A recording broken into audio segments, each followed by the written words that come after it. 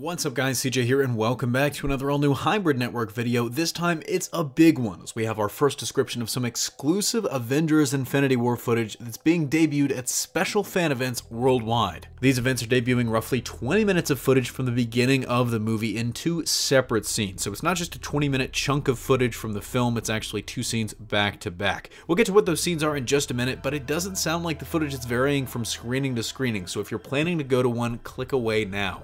If this sounds familiar, we actually talked about this in a story yesterday when we broke down the world's first reaction to Infinity War footage thanks to Digital Spy, who managed to get into a screening in London. What they said about that screening kind of squares with what we're hearing now, specifically about there being different tones for the different groups throughout the movie. Without further ado, let's dive into it.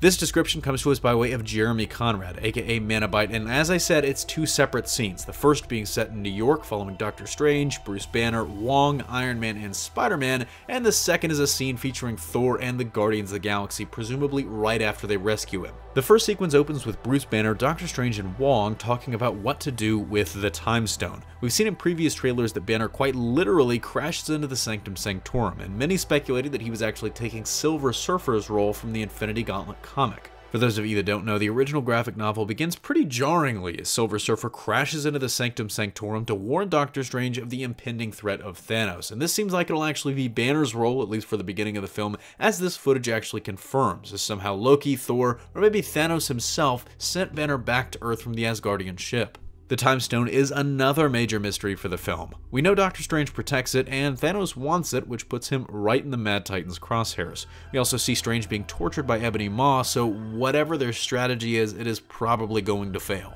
This meeting of the Marvel minds is cut short by the arrival of Ebony Maw and Corvus Glaive in the Q-ship over New York, which we first saw in that first trailer. Maw and Glaive cause some destruction until Strange, Banner, and Wong meet up with Iron Man to tackle the threat head-on. Reportedly, this is the first time we get to see the bleeding edge armor in action, but it also reveals something surprising and an interesting switch from Thor Ragnarok. For some reason, whether it was caused when Banner was sent back to Earth or by Thanos or something else, he cannot Hulk out. The ensuing battle leads to Doctor Strange being kidnapped for the Time Stone by Maw and Glaive and taken up into the Q-ship. While Spidey swings in to rescue him, Iron Man and Strange decide to actually just board the ship, and despite Tony's protests, Peter comes along too. This obviously sets up the meeting we saw between Peter Parker and Stephen Strange at the end of the last trailer, as well as that scene of Tony knighting Peter and making him an official Avenger. But why they all go into the ship and how they're managing to stay undetected with Maw and Corvus on board remains to be seen. The second scene features Thor and the Guardians of the Galaxy. We have less information about this scene other than the fact that we've probably seen most of it in the other trailers and TV spots. What that means is anyone's guess, but I'd probably say that the sequence of them finding Thor, Thor waking up and whatnot is all involved in what this footage is showing. The only information we do have is that the footage ends with Thor and the Guardians sharing information about the Infinity Stones, and in that conversation, the Collector naturally gets brought up.